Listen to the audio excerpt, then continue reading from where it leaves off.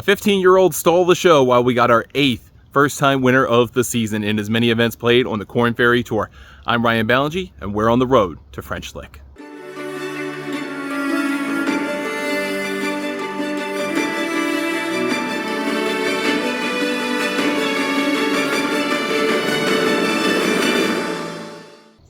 Hi everyone, I'm Ryan Ballingy, and welcome once again to the Road to French Lick, a show chronicling the 2024 Korn Ferry Tour season, which culminates in the Korn Ferry Tour Championship, presented by United Leasing and Finance, played on the Die course at French Lick Resort in French Lick, Indiana. This past weekend, on the Korn Ferry Tour, we had a thrilling tournament and our 8th first-time winner of the year at the LECOM Suncoast Classic, played at Lakewood National Golf Club's Commander Course in Lakewood Ranch, Florida. The tournament was compelling for a variety of reasons, but the biggest standout of the week was a 15-year-old named Miles Russell. The world #1 amateur boy on the American Junior Golf Association ranking earned a sponsor exemption into the event this week and made the absolute most of it. He became the youngest player to make the cut in the history of the Korn Ferry Tour, and then on the back of a Sunday 66, managed to finish tied for 20th place, becoming the youngest player to finish inside the top 25 ever on the Korn Ferry Tour. By virtue of his finish, he earned another start in this week's event, the Veritex Bank Championship at Texas Rangers Golf Club in Arlington, Texas. We caught up with Miles Russell ahead of the tournament this past weekend, and we spoke with him about the opportunity in front of him. Hopefully I play well in my game, kind of see how it stacks up against some of the best. Pretty good. I mean, I think I finished second in a big AM event and then didn't play great at another one, but you know, it's been good. Where do you play up in Jacksonville? Atlantic Beach, it's good. I mean, Jacksonville, you got the players, you got TPC, so there's a lot of good players, and every once in a while you can find yourself a good game. How's your summer going to shape up with, are you playing in the AJGA stuff at all? Or? Yeah, I'll play a couple AJGAs, a lot of AM events this summer, but it'll be a busy summer, it'll be a fun summer. Congratulations to Miles Russell on an incredible week. What a great showing for the 15-year-old. We'll get to see him again at the Veritex Bank Championship, and we will get to see him on the PGA Tour in November at the Butterfield Bermuda Championship. As for the rest of the tournament, the fate was decided once again on the Korn Ferry Tour in a playoff, this time a 3-person playoff, after 3 players tied at 72 holes on 20 under 264. Last week's winner, Stephen Fisk, found himself in the playoff once again with Patrick Cover and Tim Viding of Sweden. After Patrick Cover was eliminated on the first playoff hole, the par 4 18th, with a bogey, Viding and Fisk continued on, and with a par on the second playoff hole, Tim Viding became the 8th consecutive first-time winner this year on the Korn Ferry Tour, with the tour record for the start of the season being 10 events from 22 years ago. This is a remarkable opportunity for Tim Viding, who now moves to #1 in the standings on the Korn Ferry Tour points list. #1 on our list is Tim Viding, who comes in at 761 points. Mason Anderson is now second on the list at 756 points. Stephen Fisk, with a win and a playoff second place in his last 2 tournaments, is in third at 755 points. Kevin Velo moves down to 4th place at 666 points. And Isaiah Salinda rounds out the top 5 this week at 588 points. At the LECOM Suncoast Classic, we had an opportunity to catch up with Rob Oppenheim, who was the playoff runner-up at the Club Card Championship in Savannah, Georgia. Our Brendan Sweeney talked to him ahead of the week about the season so far and the challenges to come. Yeah, had a good week in Savannah. It's nice to be back in the U.S. playing events. This first 6 events were international, so we're kind of just getting back in the U.S. playing some good turns. We're here in Lakewood Ranch, Florida, and I'm in Orlando, so kind of close to home. Nice to, we had 2 weeks, then we kind of 2 weeks off, then we really start going. So it's got off to a decent start, and hopefully can keep it going. You know, the keys to getting that top 30 by the end of the year, and top 75 and make the Tour Championship at French Lick, and looking forward to hopefully getting there. What's it like to have one of the younger players look up to you guys after you playing with Miles today? How cool is that? Yeah, it's fun. It's good to see these young kids coming up. They're so talented, and I'm learning every day. I'm learning from these guys some of the stuff that they do, and some of the ways they attack the game and the power game that these young kids on the Korn Ferry Tour have. It's fun to see, and all these upcoming talents. There's a lot of guys coming up a lot of game. Now, as we do during each episode of The Road to French Lick, it's time to check in with my co-host, Brendan Sweeney from the French Lick Resort, who was at tournament site for this past week at the LECOM Suncoast Classic, to recap the tournament and look forward to the next event, the Veritex Bank Championship. Brendan Sweeney joins me He is at Cabot Citrus Farms in Brooksville, Florida. He was on site last week for the LECOM Suncoast Classic in Lakewood Ranch, Florida. And Brendan, I wanted to get a sense from you of how impressed you were by the players on the Korn Ferry Tour that you get to see up close in person for the first time this season, this past week. Well, I tell you what, thanks, Ryan, for having me back on. I think last week was a tremendous success for the Korn Ferry Tour and their stop in Lakewood Ranch, Florida.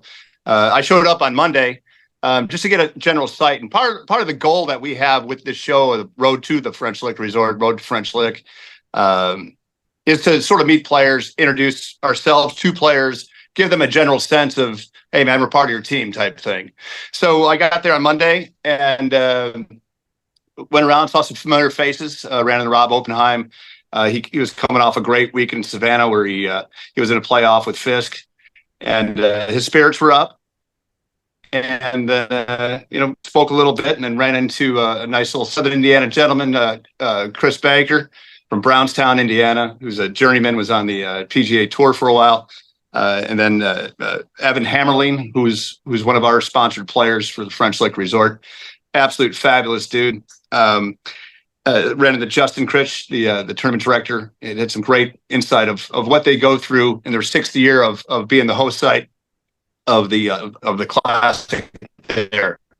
So yeah, it's been a great week. Met some great people, saw some fabulous golf on a fabulous golf course. And the whole thing about it is I was on the range on Monday afternoon and everybody's hitting balls. All of a sudden everybody sort of scattered off a little bit. And I see this young guy just ripping the cover off a golf ball all by himself with a caddy. And I went and looked at his bag, and it's Miles Russell. I'm like, I know that name from somewhere. And I went and Googled him real quick. I'm like, holy cow, this is a kid out of Jacksonville, 15-year-old phenom who's a sponsor exempt. So I interviewed him a little bit and had a good little talk with him. He wound up playing quite well. He's the youngest player ever to make a cut, finished top 25 on a Korn Ferry event. The last kid that was the next youngest was Tony Finau's brother, which Gipper, is 16. Yeah, Gipper.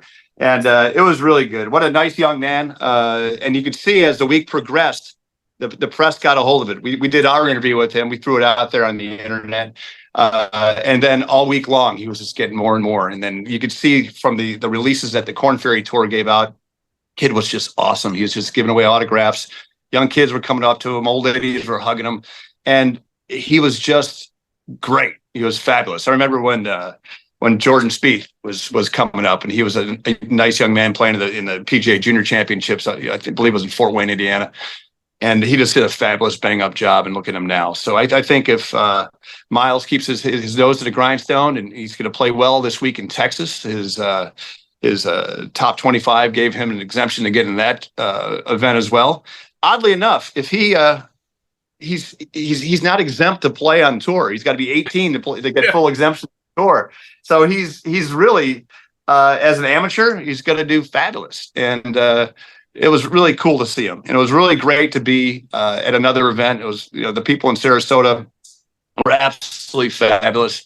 And we're starting to get known. People have noticed us out on the resorts. The team of the Korn Ferry media team were fabulous, more than welcoming to all of us here at Golf Newsnet.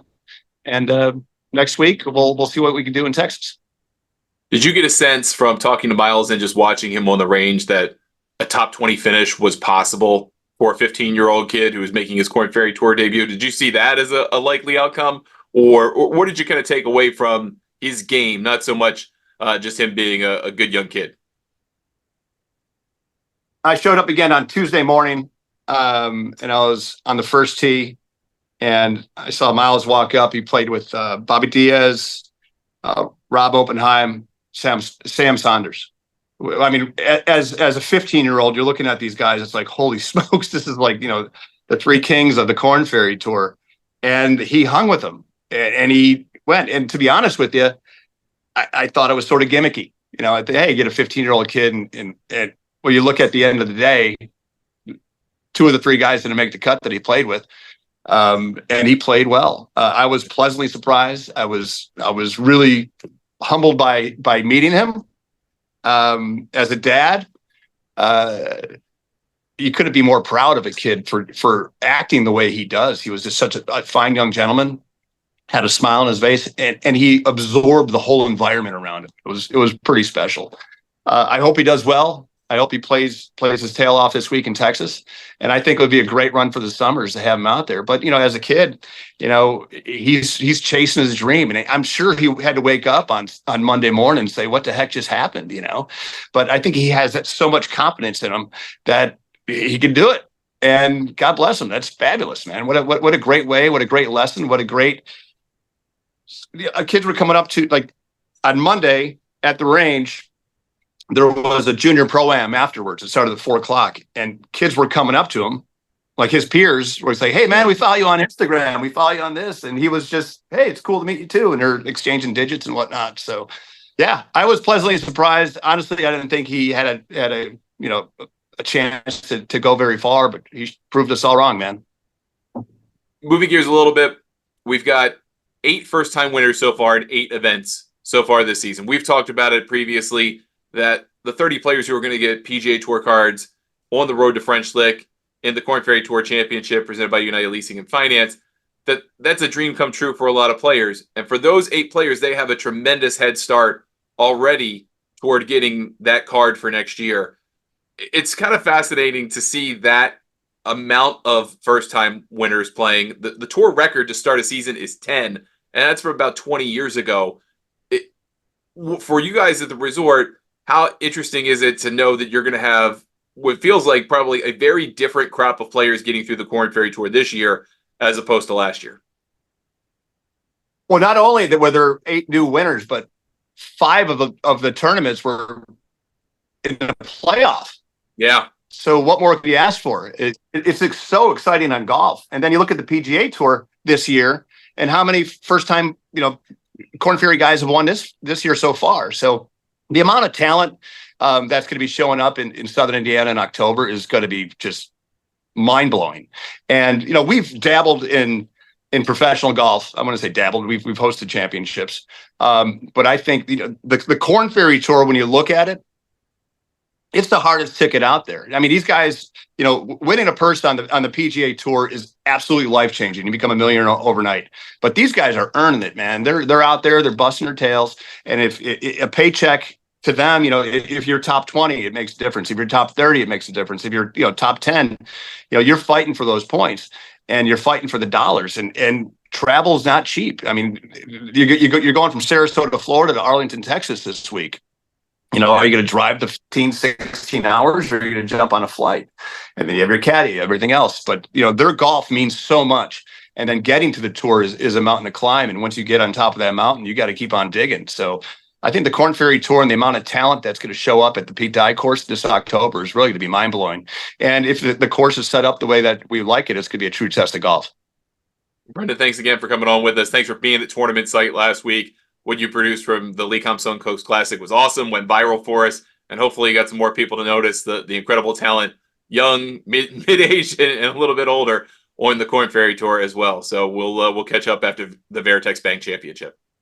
I tell you what, after seeing Miles play and then talking to Rob Oppenheim, I mean, it's like sunrise and sunset right there. I mean, there's nothing going on. So it was great. Ryan, thanks for your support. We really appreciate what you're doing, and we look forward to seeing you down the road.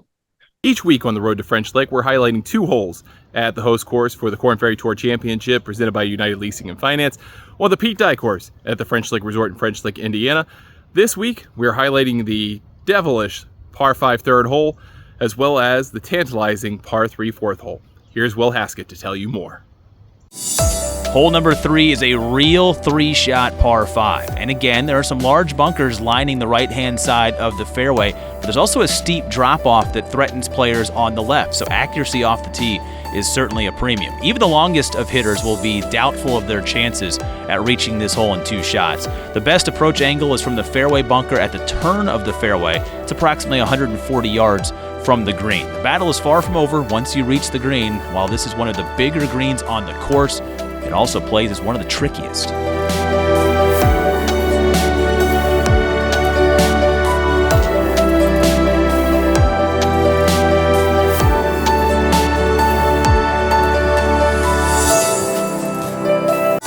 Hole number 4, a mid-range par 3, is a great hole here at the Pete Dye course, so long as you don't miss long or left. Definitely some beautiful scenery in the background, especially from the top tier of tees.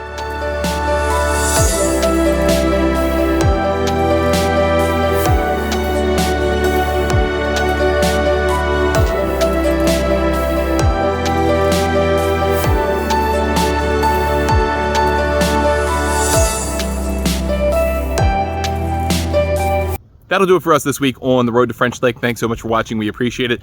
Next week on the Korn Ferry Tour is the Veritex Bank Championship from Texas Rangers Golf Club in Arlington, Texas. The next stop on the road to French Lick, which will culminate in the season-ending Korn Ferry Tour Championship at French Lick Resort in French Lick, Indiana. I'm Ryan Ballingy, and on behalf of everyone here at Golf News Net and Brendan Sweeney, as well as the French Lick Resort, thanks so much for watching. We will see you next time.